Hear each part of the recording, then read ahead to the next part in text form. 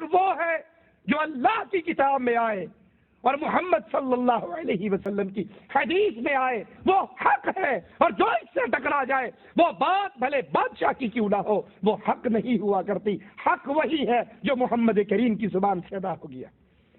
اسی لیے ابو بکر عیاش رحمہ اللہ فرمایا کرتے تھے، ما فی الدنیا قوم افضل من اصحاب الحدیث، دنیا میں اہل الحدیث سے زیادہ شرف والی کوئی قوم نہیں ہے۔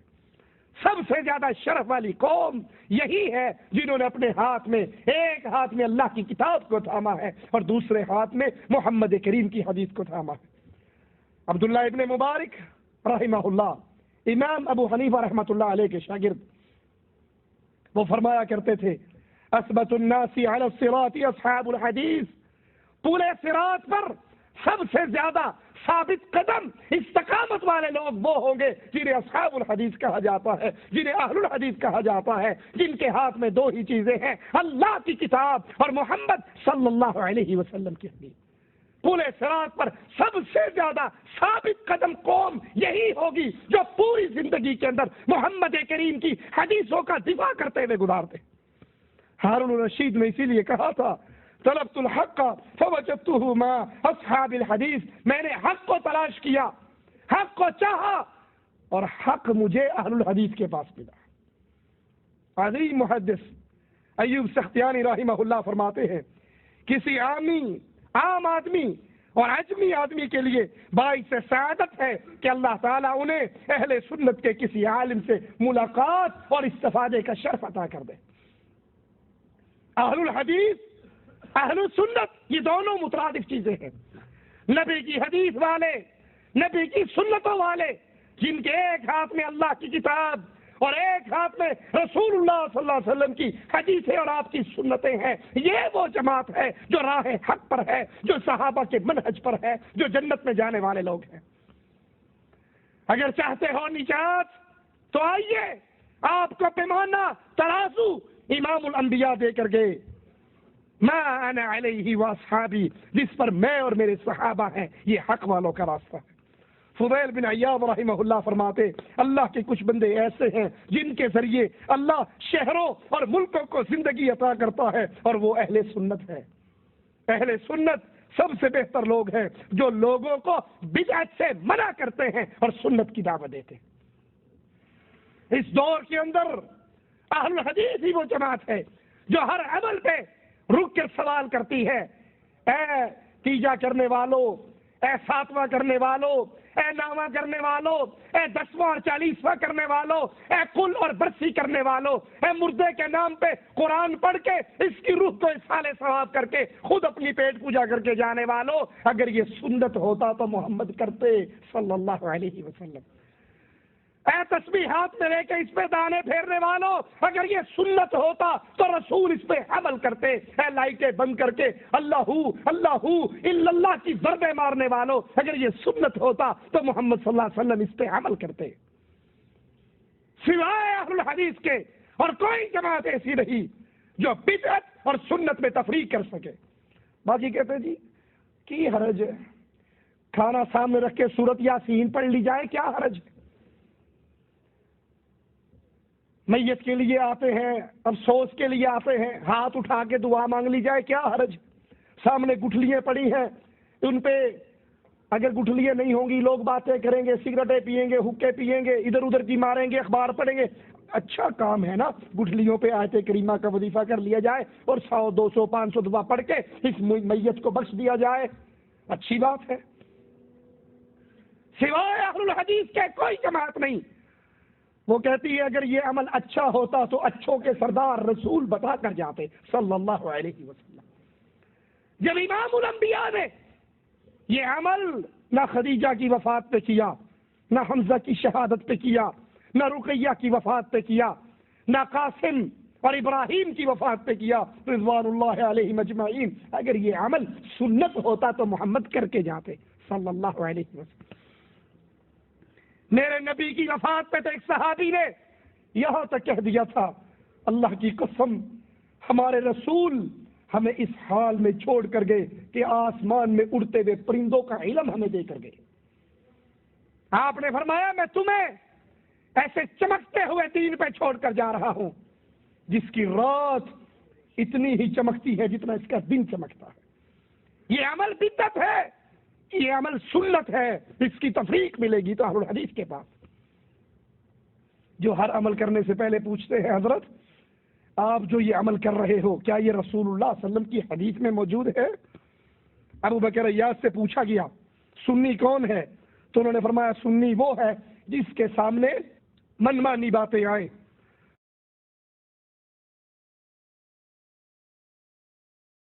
سنی سنائی باتیں ادھر کی ادھر کی ادھر کی ادھر کی، جس کے سامنے یہ باتیں آئے سنی وہ ہے جو ان باتوں کو بالکل نہیں اپنی نظروں میں جماتا اور نہ ہی ان کی طرف التفات کرتا۔ اب سوچئے یہ کون لوگ ہیں جو ہر سنی سنائی پر سبحان اللہ، ہر سنی سنائی پہ سبحان اللہ۔ مولوی صاحب بیان کرتے کرتے کہتے ہیں او پیر ہمارا گولڈے والا اسٹیشن پہ آیا، ایک انگریز کھڑا تھا، اس کے ہاتھ میں بندوق تھی، پیر کے ہاتھ میں تسبیح تھی۔ بابا جی نے پوچھا، انگریز نے پوچھا پیر صاحب یہ تسبیح کیا کرتی ہے؟ کہا یہ بندوق کیا کرتی ہے؟ اس نے کہا بھی بتاتا ہوں، لوڈ کی، چھرا ڈالا، اوپر لیا نشانہ، مارا، پرندہ گرا، مر گیا۔ اس نے کہا بندوق یہ کرتی ہے۔ بابا جی آپ کی تسبیح کیا کرتی؟ کہا بھی بتاتا ہوں۔ اس نے پڑھ کے تسبیح منہ کے قریب کی، پھونک مارا، اس کے اوپر رکھا، پرندہ زندہ ہو کے پھر چلا گیا۔ نیچے والے جتنے سبحان اللہ ماشاءاللہ، کیا عظیم کرامت ہے۔ ابو بکر بن عیاش کہتے ہیں سنی وہ ہے جو سنی سنائی باتوں کی طرف التفات۔ اگر یہاں پر کوئی اہل حدیث ہوتا تو پوچھتا حضرت بابا جی نے انگریزی آتی تھی یا انگریز کو پنجابی آتی تھی؟ اچھا ان باتوں کو چھوڑو، وہ مر گیا، اللہ کہتا ہے موت و حیات کس کے اختیار میں؟ اللہ کے اختیار میں۔ اس بابے کی تسبیح سے یہ کیسے زندہ ہو گیا؟ اللہ کی قسم کھا کر کہتا ہوں یہ ہمارے ہاتھ کے اندر احمد رضا خان صاحب کی کتابیں ہیں، ملفوظات احمد رضا کے اندر باقاعدہ قصہ لکھتے ہیں اپنے پیر کا، اس کا نام رکھا ہے زندہ پیر۔ زندہ پیر، زندہ پیر صاحب کا کام کیا تھا؟ کہا یہ زندہ پیر صاحب جا رہے تھے، راستے میں ایک ہاتھی مرا ہوا تھا، راستہ بلاک، سڑک بلاک، لوگ کراس کرنے سے تنگ۔ پوچھا کیا بات ہے؟ کہا جی یہ ہاتھی مر گیا۔ کہا مر گیا؟ کہاں جی مر گیا، اٹھانے کی ہمت نہیں، بہت بڑا ہے۔ اس کی سونڈ کو ہاتھ لگا، کہا یہ تو زندہ ہے، پاؤں کو ہاتھ لگا، کہا یہ بھی زندہ ہے، اگلی ٹانگوں کو ہاتھ میں رکھا، کہا یہ بھی ٹھیک ہے، زندہ ہے۔ کہا یہ کہنا تھا کہ وہ ہاتھی دوبارہ کھڑے ہو کے چل پڑا۔ وہاں سے کرامت مشہور ہوگی زندہ پیر۔ نیچے والے سارے سبحان اللہ ماشاءاللہ، کیا عظیم کرامت بیان کی۔ ارے بھائی یہ موت، یہ حیات، یہ زندہ کرنا یہ تو اللہ کے ہاتھ میں ہے، یہ تو مالک کی صفت ہے۔ اہل حدیث ہوگا وہ رک کر پوچھے گا ارے بھائی یہ کرامت بیان کرنے والے اس کی کوئی دلیل قرآن و حدیث سے ملتی ہے تو ماننے کے لیے تیار ہیں، اور اگر قرآن و حدیث میں اس کی دلیل نہیں تو ہم اجی آپ تو مانتے نہیں، وہ کشتی ڈوب گئی تھی، وہ اتنے سال ڈوبی رہی، آخر بی بی نے دوبارہ 11ویں دی، وہ ڈوبی ہوئی کشتی کتنے سال کی؟ 11 سال ڈوبی ہوئی کشتی پھر نکل آئی اور کنارے لگ گئی۔ ہم تو پوچھیں گے بھائی یہ 11 سال جو پانی کے اندر زندہ رہے، یہ ڈڈو سن سے مچھلیاں سن، انسان کا بچہ تو 11 منٹ میں مر جاتا ہے، یہ کس چیز کی مخلوق تھی جو 11 سال پانی کے اندر زندہ رہے؟ یا پھر معجزہ ہو، یونس علیہ السلام کو مچھلی نے اپنے پیٹ میں نگلا، یہ تو اللہ کے حکموں سے۔ اور یہ کیا ہے؟ اہل سنت کی تعریف یہ ہے، اہل سنت ہر بات کو سن کر اس کو پیش کرتا ہے اللہ کی کتاب پر اور محمد صلی اللہ علیہ وسلم کی حدیث پر۔ اگر وہ اللہ کی کتاب اور رسول اللہ صلی اللہ علیہ وسلم کی حدیث سے ٹیلی ہو جائے، موافق ہو جائے، مطابق ہو جائے، اہل سنت اس کو مان لیتا ہے، اور جو حدیث رسول سے ٹکرا جائے وہ بیان کرنے والے شاہ صاحب ہو، پیر صاحب ہو، شیخ صاحب ہو، مرشد جی ہو، وہ کہتا ہے تیری بات، تیری عزت اپنی جگہ پہ، لیکن تیری بات ٹکرا رہی ہے امام الانبیاء محمد رسول اللہ صلی اللہ علیہ وسلم کی بات سے، تیری بات جھوٹ ہو سکتی ہے، محمد کی بات جھوٹ نہیں ہو سکتی صلی اللہ علیہ وسلم۔ اسی لیے شیخ الاسلام ابن تیمیہ رحمۃ اللہ علیہ فرماتے ہیں اہل سنت امت کے سب سے بہتر اور افضل ترین لوگ ہیں جو کہ صراط مستقیم یعنی حق اور اعتدال کی راہ پہ گامزن ہے۔ اہل سنت، اہل الحدیث یہ وہ جماعت ہے جو حق کے راستے پہ چل رہا ہے، اور حق کیا ہے؟ اللہ کی کتاب، رسول اللہ صلی اللہ علیہ وسلم کی سنت، اس کے باہر حق نہیں ہے۔ جو ان دو کو تھامے گا وہ اہل حق ہے، اور جس نے اس دو کے ساتھ ملاوٹ کر دی وہ حق کی راہ سے جدا ہو گیا اور گمراہی کے راستے پہ چل پڑا۔ اہل سنت، اہل الحدیث لوگوں میں بگاڑ کے وقت اصلاح کرتے ہیں، اور جب ان میں بگاڑ ہو جائے تو یہ اجنبی ہو جاتے ہیں۔ ان کی بات اجنبیوں کی بات ہے۔ جائیے آج اپنی یہی توحید کی باتیں انڈیا پاکستان میں کر کے دیکھ لیے، کوئی مانے گا؟ کہیں گے تو زیادہ پڑھا لکھا ہے، یا جو تیرے باپ دادا گزرے زیادہ پڑھے لکھے، تو سعودیہ میں 4 دن رہ کر آ گیا، وہابی ہو کر آ گیا، تیری تو نئی نئی باتیں ہیں، اجنبی۔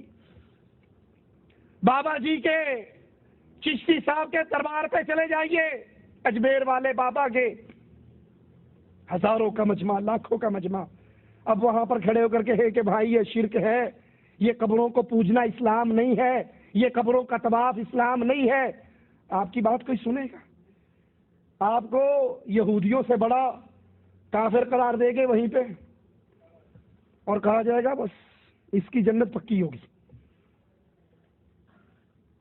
اہل سنت کی مثال، جب معاشرہ بگڑ جائے، جب قوم شرک اکبر میں ملوث ہو جائے، یہ اجنبی ہو جاتے ہیں، ان کی دعوت اجنبیت کی دعوت ہوتی ہے۔ کہتے جو تو کہتا ہے پہلے نہیں سنا۔ یہ 11ویں شریف ہمارے خاندان میں 7 نسلوں سے چلتی آ رہی ہے، کسی نے نہیں کہا یہ شرک ہے، کسی نے نہیں کہا یہ حرام ہے، یہ بابا جی کی نظر ہے، تو نے آج کہا تیری بات بڑی عجیب ہے۔ اہل سنت کی بات اہل شرک کے نزدیک اجنبی بات ہوا کرتی ہے، اسی لیے رسول اللہ صلی اللہ علیہ وسلم فرماتے ہیں، صحیح مسلم میں یہ حدیث موجود ہے، بدأ الاسلام غریبا فسيعود كما بدأ فطوبى للغرباء اللهم اجعلنا منهم ومعهم۔ اسلام اجنبیت سے شروع ہوا، اسلام غربت سے شروع ہوا۔ کتنا اجنبی تھا اسلام جب شروع ہوا؟ میرے نبی کو صادق کہنے والے، میرے نبی کو امین کہنے والے، میرے نبی کی تعریف میں زمین و آسمان کے قلابے دلانے والے، جب ان کے سامنے لا الہ الا اللہ کی بات رکھی، وہی جو امین کہتے تھے، وہی جو امانتیں رکھواتے تھے، وہی جو صادق کہا کرتے تھے، انہوں نے پتھر اٹھائے اور میرے نبی کی طرف پھینکے۔ کسی نے کہا تیرے ہاتھ ٹوٹ جائیں، کوئی کانٹے لاتا اور نبی کے راستے پہ بچھاتا، کوئی کہتا یہ پاگل ہے، اس کو جن آ گئے ہیں۔ غربت کے اندر اسلام کا آغاز، اور کفار نے اس کو کیسے کہا، اجعل الآلہۃ الہا واحدا ان ھذا لشیء عجاب۔ ہمارا اندھیری چھوڑنے والا کوئی اور، مدد کرنے والا کوئی اور، بیٹے دینے والا کوئی اور، شفائیں دینے والا کوئی اور، مصیبتیں ٹالنے والا کوئی اور۔ اجعل الآلہۃ الہا واحدا، تو کہتا ہے ساروں کی جھوٹی الہ صرف اللہ ہے۔ ان ھذا لشیء عجاب، تیری بات بڑی عجیب ہے، تیری بات بڑی نرالی ہے، تیری بات اجنبی بات ہے، غریب بات ہے، ہم نے پہلے یہ بات نہیں سنی۔ آج بھی جائیے اعلان کیجئے، لوگوں اللہ کے علاوہ کوئی داتا نہیں، کوئی غوث اعظم نہیں، کوئی بگڑی بنانے والا نہیں، کوئی شفا دینے والا نہیں۔ جواب ملے گا یہ نویں گل ہی کر رہے ہیں، یہ کس نے کہا ہے؟ ہمارا تو لاہور والا وہ داتا ہے، اسلام آباد والا بری کرتا ہے، مانسیرے کا تلنگے شاہ، دنکے شاہ ڈنڈے مار کے حکومتیں دیتا ہے، ہم نے تو بانٹ رکھے ہیں، یہ کام کرتا ہے، یہ کام کرتا ہے۔ اللہ کے نبی نے فرمایا فَسَيَعُودُ كَمَا بَدَأَ، جیسے اسلام اپنے آغاز میں اجنبی تھا، ایک دور آئے گا اسلام پھر اجنبی ہو جائے گا۔ اس سعودی عرب کو چھوڑیے، اس مملکت توحید کے علاوہ پوری دنیا کی سیر کر لیجئے، وہاں پر قبروں کو پوجا جاتا ہوا آپ کو نظر آئے گا۔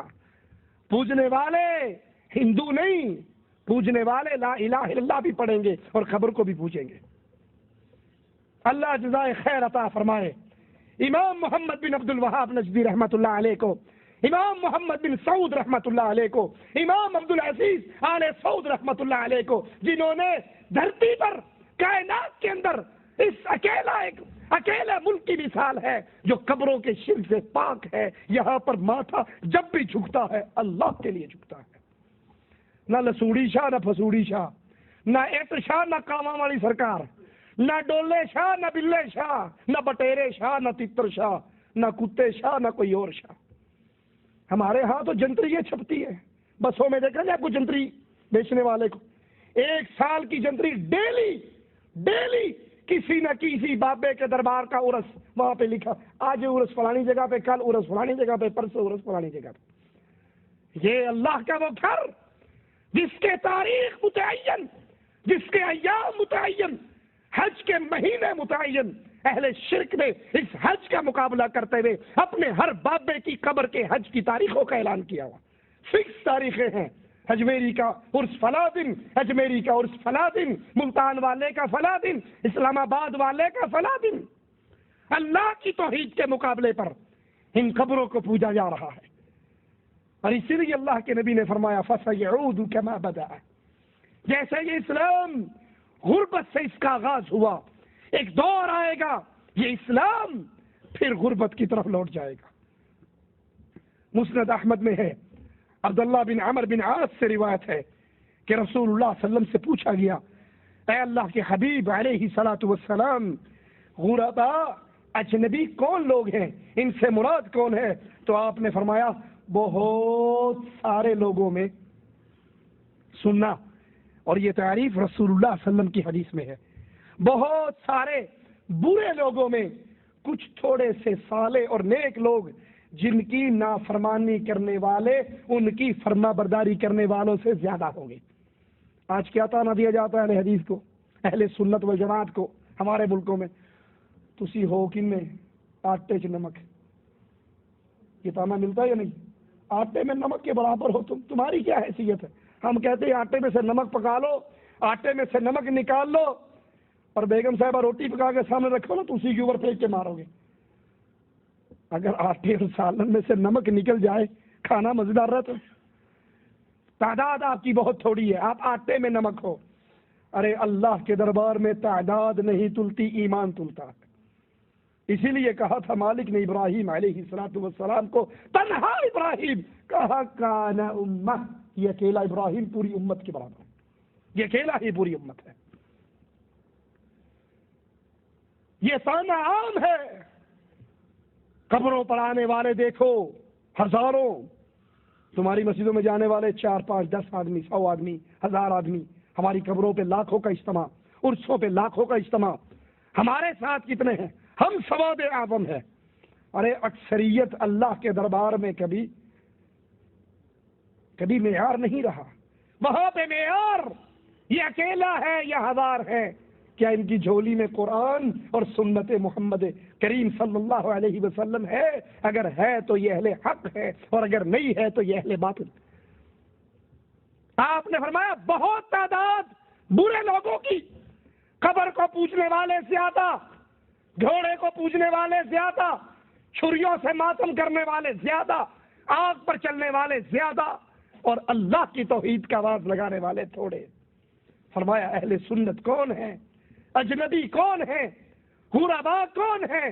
جو بہت سارے لوگوں میں، برے لوگوں میں بہت تھوڑے ایسے ہوں گے جو لا الہ الا اللہ کا آواز لگائیں گے، اور ان کی فرما برداری کرنے والے کم ہوں گے، ان کی دشمنی کرنے والے زیادہ ہوں گے۔ ان کے فرما بردار تھوڑے، کیوں؟ ان کی دعوت بڑی سخت۔ اور ویسے بھی ٹیکنیکلی بھی پوائنٹ بتا دوں آپ کو، یہ جو ہمیشہ تانا ملتا ہے جی آپ بہت تھوڑے ہو، ہم بہت زیادہ ہیں۔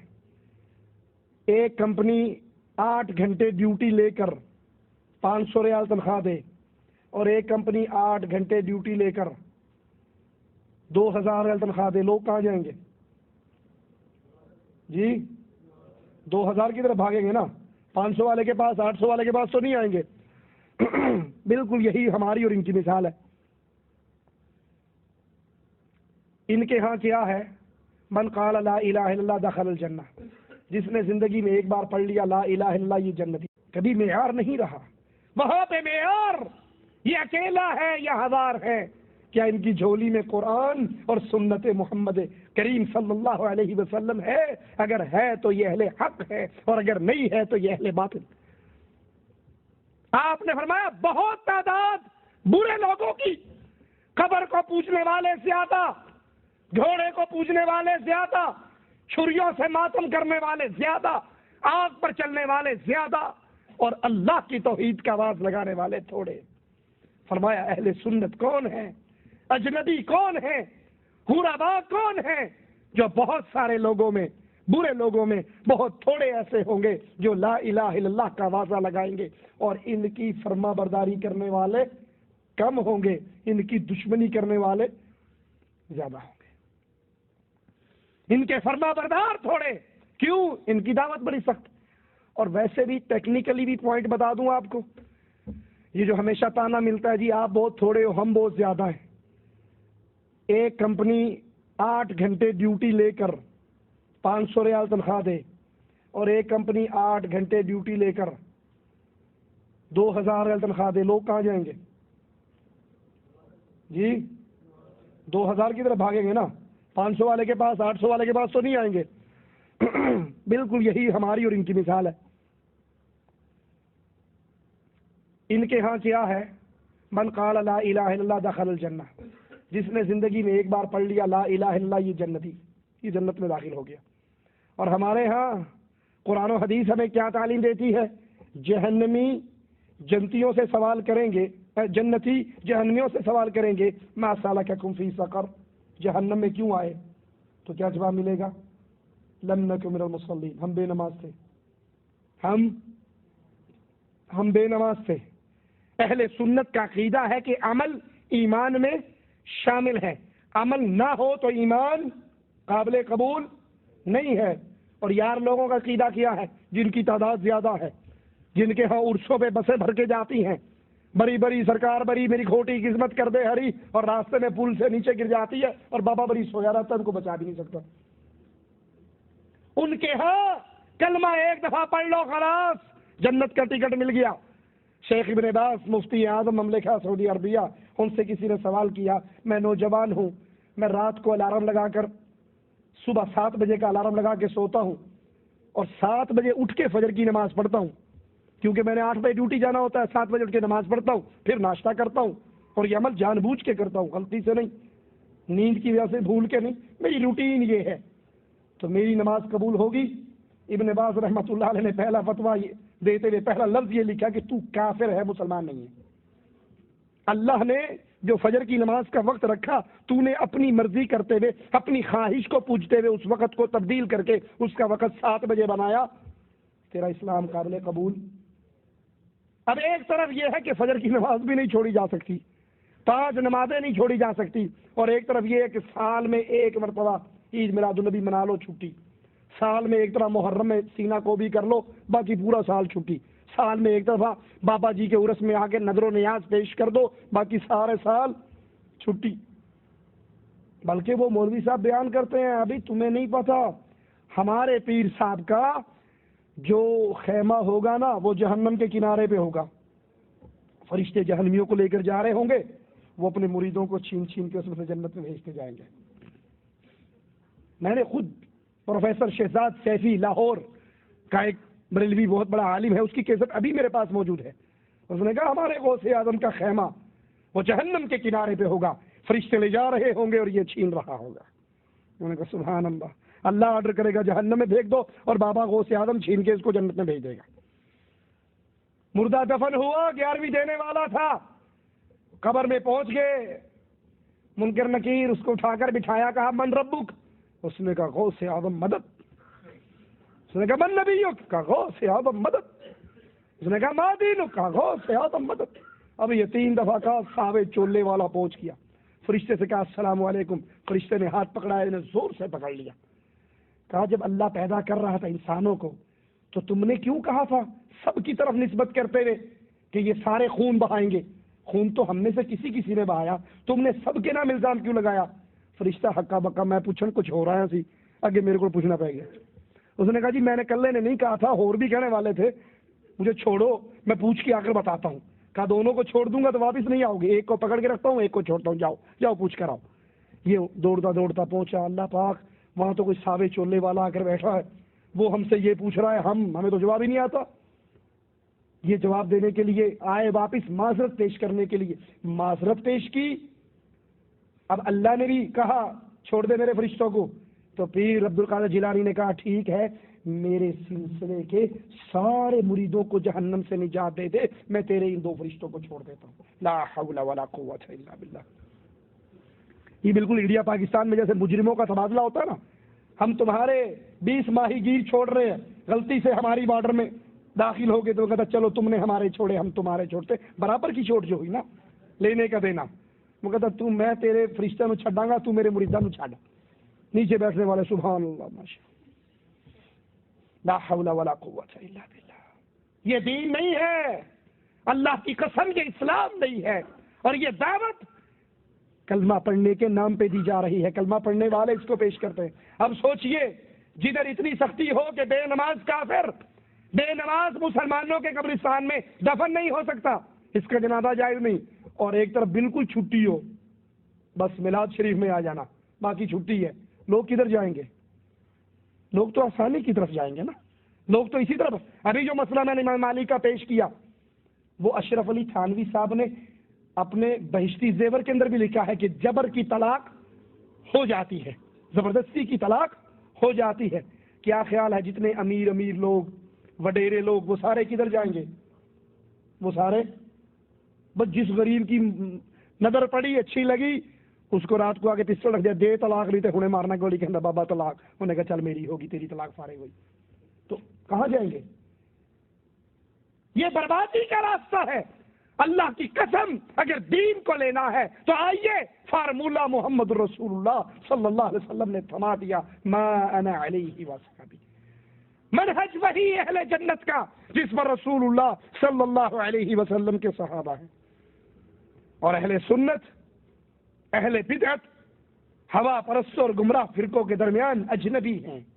آج اجنبی ہے اہل حدیث کی دعوت, اجنبی ہے اہل سنت کی دعوت ان قبر پرستوں کے درمیان. اور اہل سنت وہ ہیں جو علم کے حامل ہے, علم کتاب اللہ اور سنت رسول اللہ کا نام ہے, اور اہل سنت کے ہاتھ میں اللہ کی کتاب ہے اور رسول صلی اللہ علیہ وسلم کی سنت. اسی لیے ابن سیرین مشہور تابعی کبار تابعین میں سے ہیں رحمہ اللہ فرماتے ہیں لوگ حدیث رسول سنتے ہوئے سند کی فکر نہیں کرتے تھے, جو سنا کہ یہ حدیث رسول ہے اسناد پوچھے بغیر مان لیا. لیکن جب فتنوں کا ظہور ہوا تو پھر حدیث رسول سنانے والے سے پوچھتے تم نے کس سے سنی ہے, اپنے رجال پیش کرو. ان کے نام سنتے, اگر وہ نام اہل سنت کے ہوتے تو حدیث رسول کو مان لیتے, اور اگر وہ نام اہل بدعت کے ہوتے تو اس کو ٹھکرا دیتے. صحیح مسلم کے اندر یہ موجود ہے. اہل سنت وہ لوگ ہیں جن کی جدائی سے لوگوں کو تکلیف ہوتی ہے. ایوب سختیانی رحمہ اللہ فرماتے تھے مجھے اہل سنت میں سے کسی کی وفات کی خبر ملے تو مجھے یوں محسوس ہوتا ہے جیسے میرے جسم کا کوئی حصہ کھویا گیا, کیونکہ یہ رسول اللہ صلی اللہ علیہ وسلم کی حدیثوں کو اپنے سینے سے لگانے والے لوگ ہیں. اللہ سے دعا ہے اللہ ہمیں اہل سنت کے راستے پر چلائے, اہل الحدیث کے راستے پر چلائے, صحابہ کے راستے پر چلائے, ہمیں ان خوش نصیب لوگوں میں شامل فرمائے جن سے اللہ راضی ہے اور جو رسول اللہ صلی اللہ علیہ وسلم کے طریقے پہ چل رہے ہیں. قیامت کے دن ان میں سے اٹھائے جو جب قیامت کے دن اٹھیں تو وہ رسول اللہ صلی اللہ علیہ وسلم کے جھنڈے کے نیچے اللہ کی جنتوں میں داخل ہوں. اقول قولی ھذا واستغفر اللہ لی ولکم ولسائر المسلمین فاستغفروہ انہ ھو الغفور الرحیم.